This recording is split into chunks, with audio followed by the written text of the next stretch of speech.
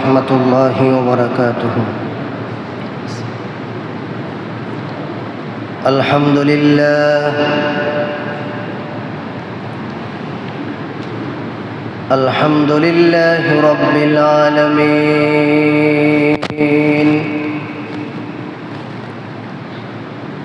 خالق السماوات والأرضين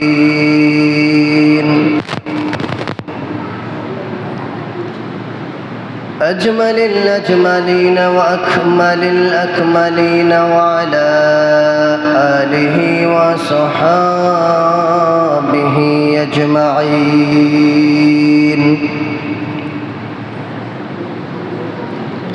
فقد قال الله تعالى عز وجل في كلامه المجيد والفرقانه الحميد: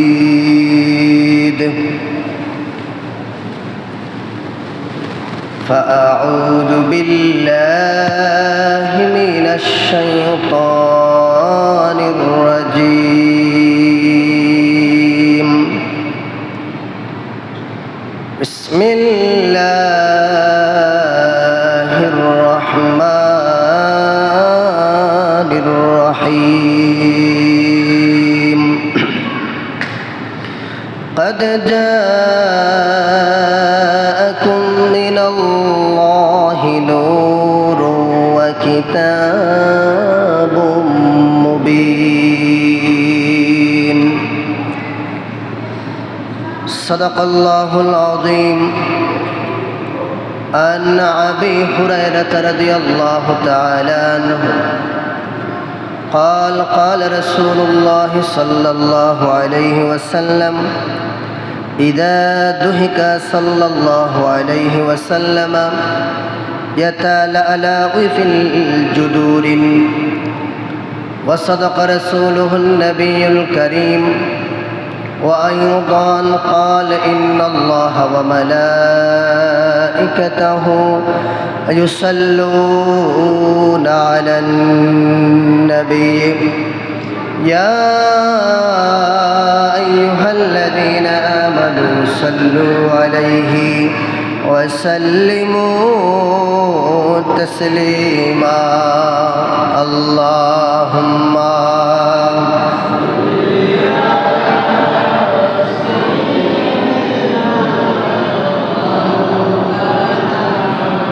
محمد وعلى آل سيدنا مولانا. اللهم صل على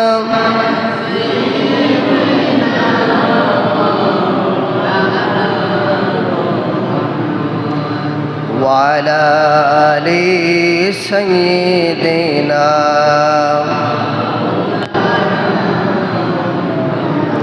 দয়াল নবীজির গাম মুবারক মিশক হতে মজাদার সাহাবীরা আতর রূপে করত তাহা ব্যবহার। আল্লাহুম্মা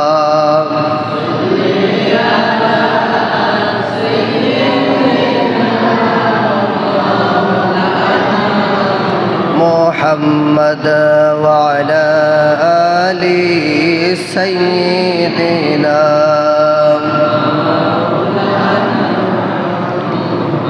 নবী আমার পরশমণি, নবী আমার জানের জান, নবী আমার পরশমণি, নবী আমার জানের জান। নবীজিকে না দেখিলে বাঁচে না আশিকের প্রাণ। আল্লাহুম্মা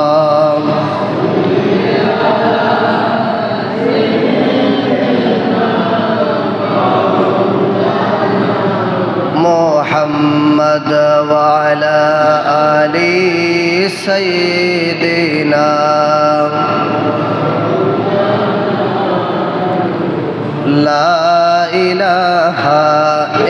ইল্লাল্লাহ লা ইলাহা লা ইলাহা ইল্লাল্লাহ লা ইলাহা লা ইলাহা আসমানে আল্লাহ জমিনে আল্লাহ আসমানে আল্লাহ জমিনে আল্লাহ হায়াতে আল্লাহ মতে আল্লাহ লা ইলাহা লা ইলাহা লা ইলাহা ইল্লাল্লাহ লা ইলাহা হাসবি রাব্বি জাল্লাল্লাহ মা ফি কলবি গায়রুল্লাহ হাসবি রাব্বি জাল্লাল্লাহ মা ফি কলবি গায়রুল্লাহ নূর মুহাম্মদ সাল্লাল্লাহ নূর মুহাম্মদ সাল্লাল্লাহ লা ইলাহা ইল্লাল্লাহ লা ইলাহা লা ইলাহা ইল্লাল্লাহ মুহাম্মাদুর রাসূলুল্লাহ সাল্লাল্লাহু আলাইহি ওয়াসাল্লাম। উপস্থিত সম্মানিত মুসল্লিয়ানে কেরাম, আজকে আরবি বছরের দ্বিতীয় মাস সফর। এই সফর মাসের প্রথম জুমায় আপনাকে আমাকে বিগত সপ্তাহের ন্যায় সুস্থ শরীরে আল্লাহর ঘরে আসার বসার দিনই কথাবার্তা শোনার তৌফিকটুকু দিয়েছেন। আমরা আল্লাহর দরবারে কৃতজ্ঞতা জ্ঞাপন করেছি।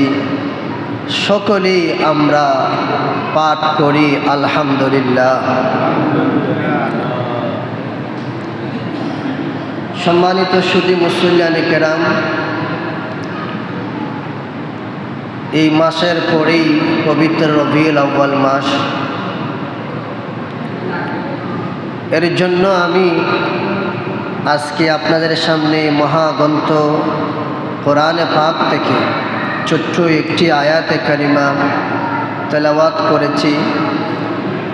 আয়াতে কারিমা এবং একটি হাদিস তেলাওয়াত করেছি।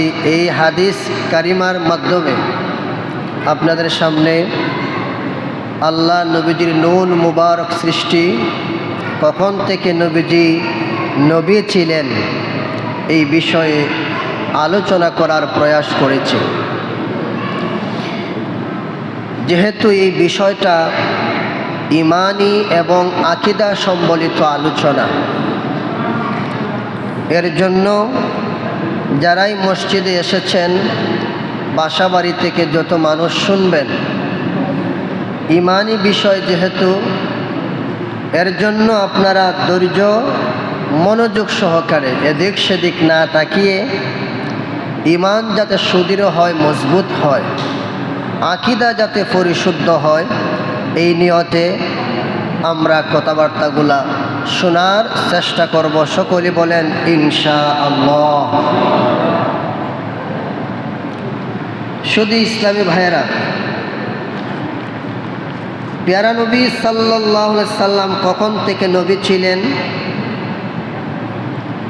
এই বিষয়ে হযরতে আলী মুরতদা রাদিয়াল্লাহু তাআলা আনহু হাদিসে পাক বর্ণনা করেছেন। নবীজি ইরশাদ করেন, কুনতা নূরা বাইনা ইয়াদাই রাব্বি ক্বাবলা খালাকা আদম আলাইহিস সালাম বি14,000 আমিন। আদম আলাইহিস সালাম সৃষ্টির প্রায় 14,000 বছর পূর্বে দুনিয়ার হিসাবে প্রায় 511 কোটি বৎসর পূর্ব আমার আপনার নবী ছিলেন। সুবহানাল্লাহ বলেন। কথাটা বুঝেন না, আপনারা আমার দিকে তাকাই থাকবেন, মনোযোগ সহকারে শুনবেন, যেহেতু আমি আবারও বলি বিষয়টা ইমানি বিষয়। আদম আলাইহিস সালাম সৃষ্টির 14,000 বছর পূর্বে, 14,000 এটা হচ্ছে সেই সময়ের কথা। দুনিয়ার হিসাবে 511 কোটি বছর পূর্বেও আমার নবী ছিলেন। সুবহানাল্লাহ। 511 কোটি বছর পূর্বে আদম সৃষ্টির 511 কোটি বৎসর পূর্ব আমার নবী ছিলেন। সুবহানাল্লাহ। আর আমার নবী বলেন, কুনতা আউওয়ালান নাবিয়্যিনা ফিল খালকি ওয়া আখিরিহিম ফিল বা'সা। আমি সৃষ্টিগতভাবে প্রথম নবী, দুনিয়াতে আগমনের দিকে শেষ নবী। সৃষ্টিগতভাবে প্রথম নবী আর আগমনের দিক থেকে শেষ নবী। কোরআনে পাকে আল্লাহ জাল্লা শানুহু আম্মা নাওয়ালুহু বলেছেন, বিসমিল্লাহির রহমানির রহিম, قد جاءكم من الله نور وكتاب মুবিন। আল্লাহ বলেন, অবশ্যই জাআকুম মিনাল্লাহি নূর, আল্লাহর পক্ষ থেকে তোমাদের কাছে এসেছে নূর, ওয়া কিতাবিম মুবিন, সুস্পষ্ট কিতাব। এই আয়াতে কারিমার মধ্যে দুইটা জিনিসের কথা বলা হয়েছে, একটা হচ্ছে নূর, একটা হচ্ছে কিতাবুম মুবিন।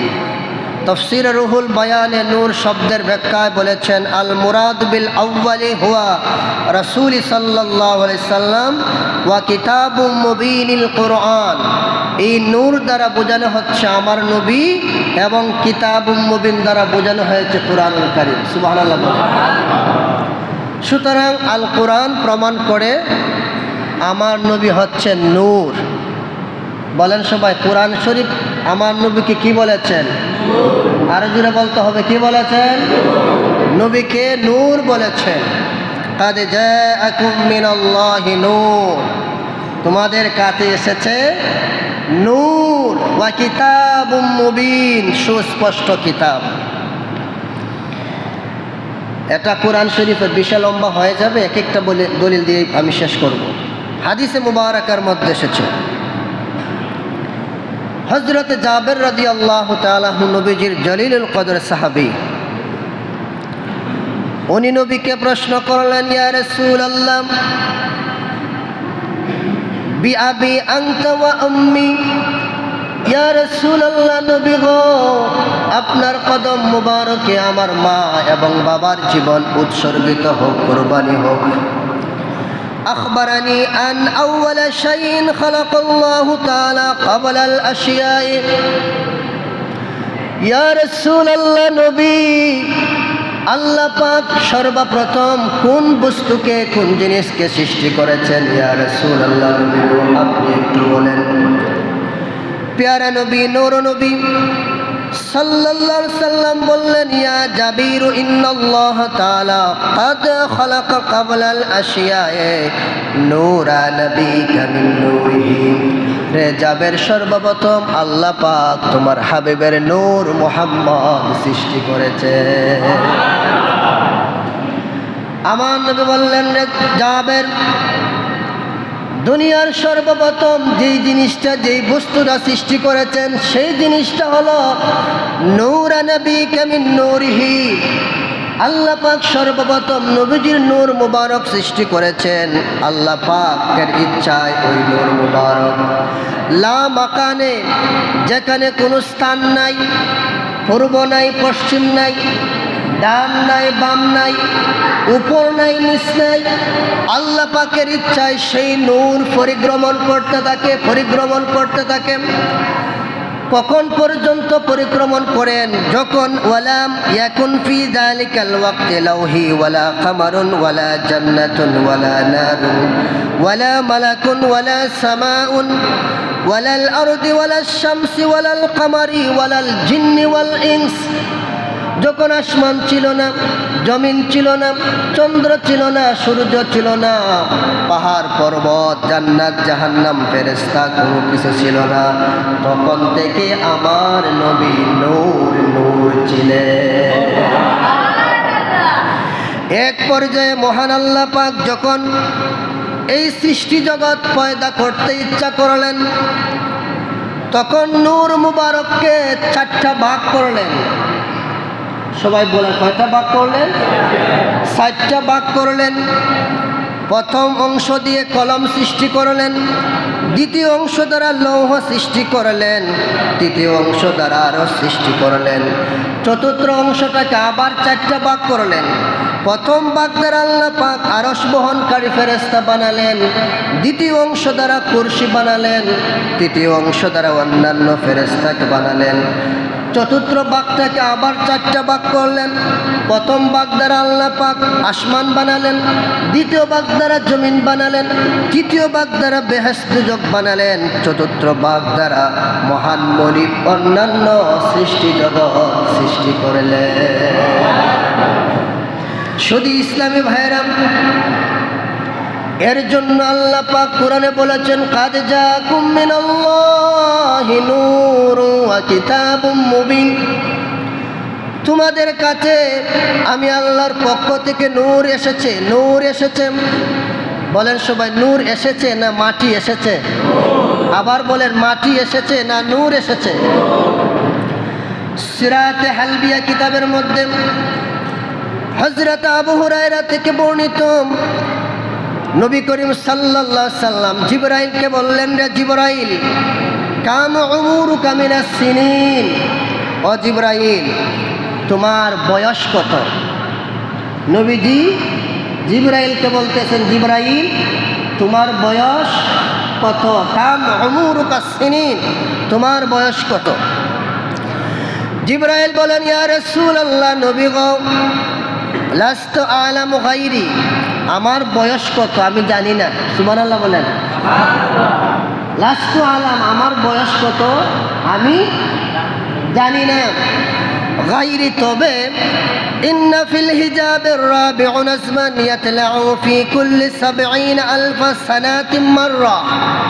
নবী, আমার বয়স কত হয়েছে আমি জানি না, তবে একটা ধারণা আপনাকে দিতে পারি। ধারণাটা কি? জিবরাইল বললেন, ইয়া রাসূলুল্লাহ, ইন্না ফিল হিজাবি রাবিউন নাজমান, চতুর্থ আসমানে একটা তারকা আছে, তারকা উদিত হয়। ইয়াতলাউ ফি কুল্লি ৭০,০০০ সানাতিন মাররা, চতুর্থ আসমানে একটা তারকা উদিত হয়, ৭০,০০০ বছর পর্যন্ত উদিত অবস্থায় থাকে, আবার ৭০,০০০ বছর পর্যন্ত অস্তমিত থাকে। সুবহানাল্লাহ বলেন। কথাগুলো ভালো করে শুনবেন, ইমানি বিষয়। জিবরাইল বলেন, ইয়া রাসূলুল্লাহ, চতুর্থ আসমানে একটি তারকা ৭০,০০০ বছর পর্যন্ত অস্তমিত থাকে, ডুবন্ত থাকে, আবার ৭০,০০০ বছর পর্যন্ত উদিত অবস্থায় থাকে। ইয়া রাসূলুল্লাহ, রাইতাহু বিসনাইনি ওয়া ৭০,০০০ মাররা। নবী গো, ওই তারকাটা আমি জিবরাইল ৭২,০০০ বার দেখেছি। বলেন সবাই, কয় হাজার বার দেখেছেন? মুরব্বী যারা আছে সবাই বলে, কয় হাজার বার?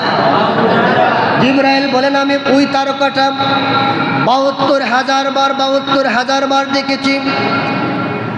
নূর নবী সাল্লাল্লাহু আলাইহি সাল্লাম বললেন, ইয়া জিবরাইল, ওয়া ইজ্জাতি রাব্বি জাল্লা জালালুহু, আল্লাহর শপথ, আল্লাহর কসম করে বলি, আনা যালিকাল কাওয়াকিব, তুমি যেই তারকাটা চতুর্থ আসমানের মধ্যে দেখেছো, ৭০,০০০ বছর পরে অস্তমিত হয়, আবার ৭০,০০০ বছর উদিত অবস্থায় থাকে। আনা যালিকাল কাওয়াকিব, ওই তারকাটাই ছিলাম আমি, নবী মুহাম্মদ। মহব্বতে বলেন, ইয়া রাসূলুল্লাহ।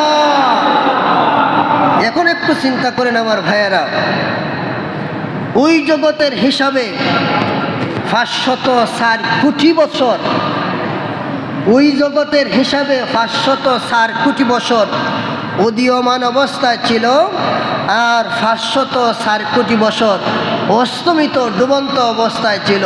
দুনিয়ার হিসাবে কত বছর ছিল একমাত্র আল্লাহই ভালো জানেন। আনা যালিকাল কাওয়াকিব, ওই চতুর্থ আসমানের তারকাটা ছিল আপনার আমার নবীজি। তখন চিন্তা করেন আমার নবীজির বয়স কত ছিল একমাত্র আল্লাহ পাকই ভালো জানেন। আমি আলোচনা করতেছি কিন্তু নবীজির নূর বিষয়ে। সবাই বলেন কি বিষয়ে আলোচনা করতেছি? নূর। আমার ভাইয়েরা, সেই সময়ের কাফের মুশরিকেরা নবীজির সাথে যুক্তি তর্ক পরামর্শ করত যে মা লিহাযার রাসূল ইয়াকুলুত তাআম ওয়া ইয়ামশি ফিল আসওয়াক, নবী তো আমাদের মতনই একজন মানুষ। যেটা বলেন নাউজুবিল্লাহ। কাফের মুশরিকরা বলতো নবী তো আমাদের মতোই একজন মানুষ। ইয়াকুলুত তাআম, নবী তো আমাদের মতন খাবার খান। ওয়া ইয়ামশি, আমাদের মতন পানি পান করেন। ফিল আসওয়াক, বাজারের মধ্যে যান, উনার সংসার আছে, পরিবার আছে, উনি তো আমাদের মতনই একজন মানুষ। যেটা বলেন নাউজুবিল্লাহ। কাফের মুশরিকদের এই কথাটাকে অনেক নামদারি মুসলমানেরা টুপি পাঞ্জাবি লাগায়া তারাও বড় বড় ফতোয়া দিন যে নবীজি আমাদের মতন একজন সাধারণ রক্তে মাংসে মাটিতে গড়া একজন মানুষ ছিলেন। নাউজুবিল্লাহ বলবেন না? অথচ আল্লাহ পাক হাদিসে নববীর মধ্যে আল্লাহ নবী বলেছেন, আল্লাহ পাক বলেছেন নবীকে নূর। আর ওই কাফের মুশরিকদের মতন কিছু মানুষেরা মসজিদের মিম্বরে, মাইকে, চ্যানেলগুলাতে আজকে নবীজির সাথে নবীজিকে বলা হচ্ছে যে উনি আমাদের মতন একজন রক্তে মাংসে করা মাটির মানুষ ছিলেন। যেটা বলেন নাউজুবিল্লাহ। এই বিষয়গুলো ভাই আমি আজকে থেকে শুরু করে দিয়েছি, যেহেতু শানে রিসালাত এর মাস, নবীজির আগমনের মাস, এই মাসের পরেই।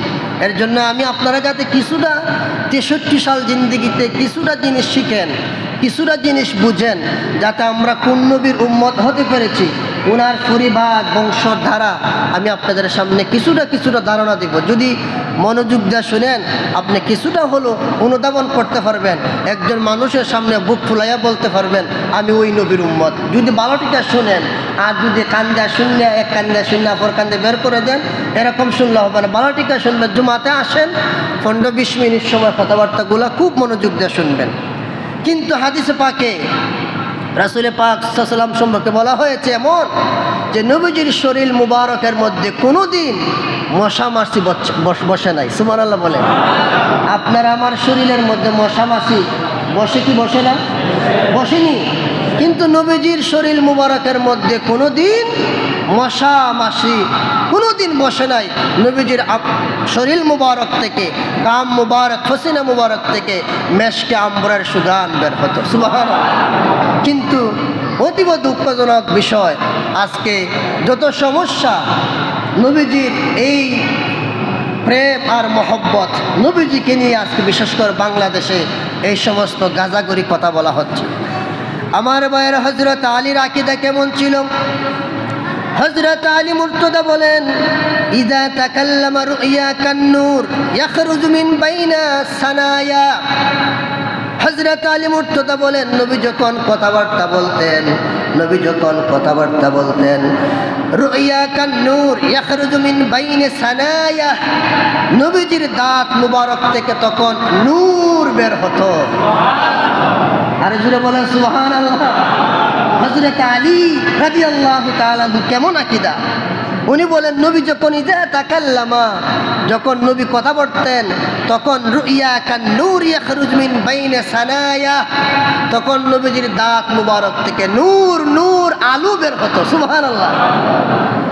আর হযরত আবু হুরায়রা রাদিয়াল্লাহু তাআলা আনহু বলেন ইযা দুহিকা সাল্লাল্লাহু আলাইহি ওয়াসাল্লাম ইয়াতালা আলা ফিল জুদুরিন নবীজি সাল্লাল্লাহু আলাইহি সাল্লাম যখন মুস্কি হাসতেন, নবী যখন মুস্কি হাসতেন, হযরত আবু হুরায়রা বলেন নবীজির নূর মুবারকের আলোতে, নবীজির নূর মুবারকের আলোতে ফিল জুদুরিন, দেওয়ালগুলা নূরে নূরান্বিত হয়ে যাইত, দেওয়াল আলোকিত হয়ে যাইত।